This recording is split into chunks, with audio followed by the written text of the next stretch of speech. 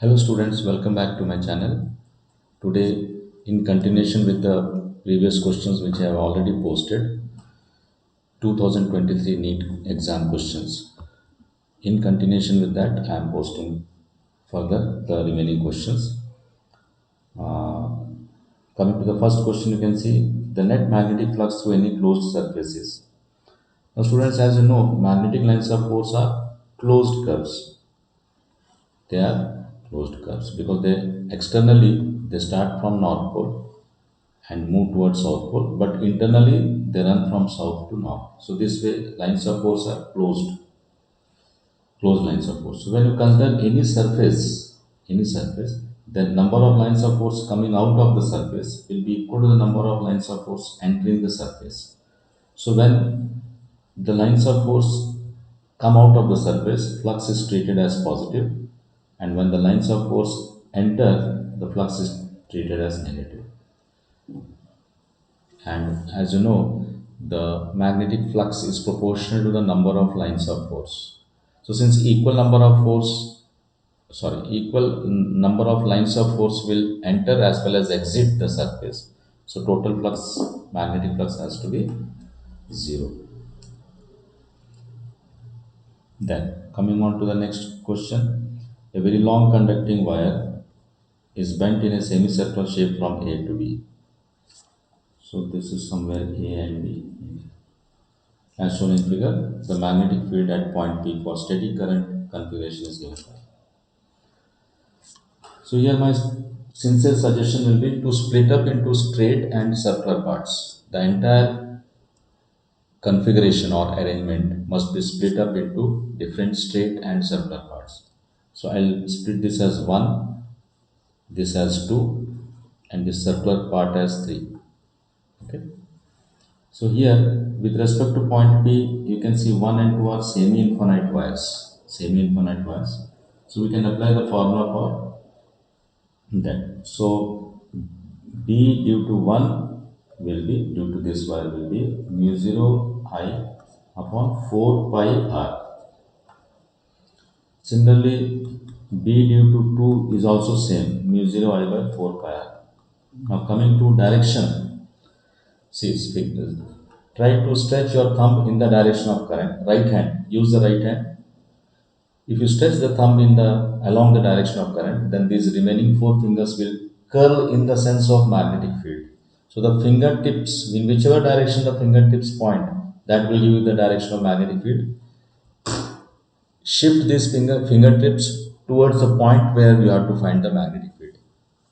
Again, please try to understand very carefully. It's very simple. Stretch your thumb of the right hand in the direction of current and curl your fingers this way. The remaining 4 fingers should get curled this way. Taking your fingertips to the point where you have to obtain the magnetic field. So the direction in which the fingertips point, that will give you the direction of magnetic field. So if you do that here for the first case, then we will find that the magnetic field is like this. It will be down, and for second portion also it will be down. Then coming to the third portion, that is the semicircular part, it is half of B due to a circular wire, complete loop. B due to complete loop is mu 0 I by 2r. So this is mu 0 I by 4r. In this case, curl these 4 fingers of the right hand, in the sense of current. Thumb will show you the direction of magnetic field at the center of the coil. This technique can be applied to calculate the direction of magnetic field due to a complete loop or a portion of a circular loop. Complete circular loop or a portion of circular loop. Curl these 4 fingers of the right hand in the sense of current. The thumb will point you in the direction of magnetic field. So here the thumb will point along the upward normal. So the net magnetic field can be obtained as B5 minus B1 plus B2, taking the upward direction as the positive. The normal away from the page is I have taken as positive. So this I have taken positive. So these two will be negative.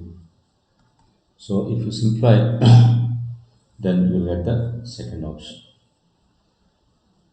I hope that is clear. Mu 0 I by 4r can be taken common. Here there is nothing here, whereas here it will be 1 by pi and 1 by pi away from the normal, that is along the upward normal. Okay, then moving on to the next question. A wire carrying a current I along the positive x-axis has length L. It is kept in a magnetic field B is equal to 2 I cap plus 3 j cap minus 4 k cap Tesla. The magnitude of magnetic force acting on the wire is. One method is to straight away apply the formula. The magnetic force is given by I into vector L cross vector B.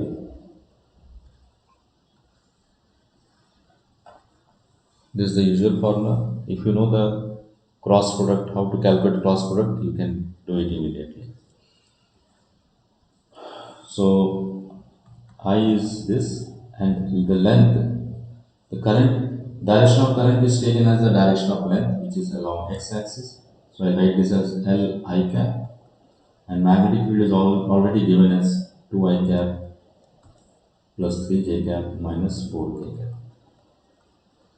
Okay.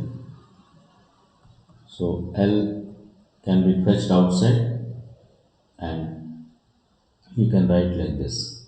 This can be written as I cross I into 2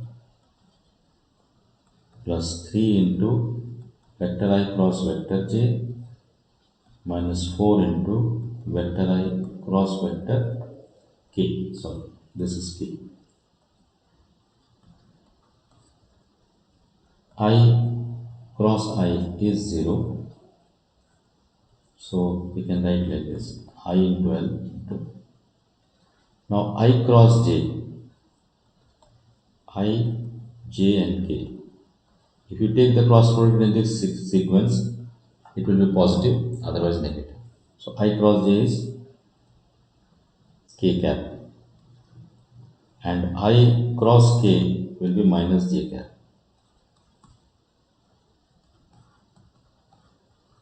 So finally you have IL into 4 j cap plus 3 k cap.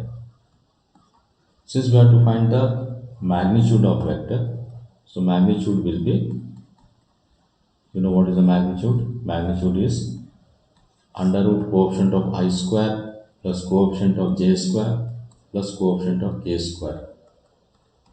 So you get 5 there, 5. So second option is the correct option. Moving on to the next question. The magnetic energy stored in an inductor of inductance 4 microhenry carrying a current of this. Now, suppose this is an inductor of inductance cell. When a current I is made to flow through this, it establishes magnetic field around itself. And you know, electric field and magnetic field, they basically represent energies, because without spending energy, you can never ever generate a magnetic field or an electric field. So wherever there is a magnetic field, there has to be energy present there. So this magnetic field potential energy, the expression is half Li square. The expression for the magnetic field potential energy. So L is how much?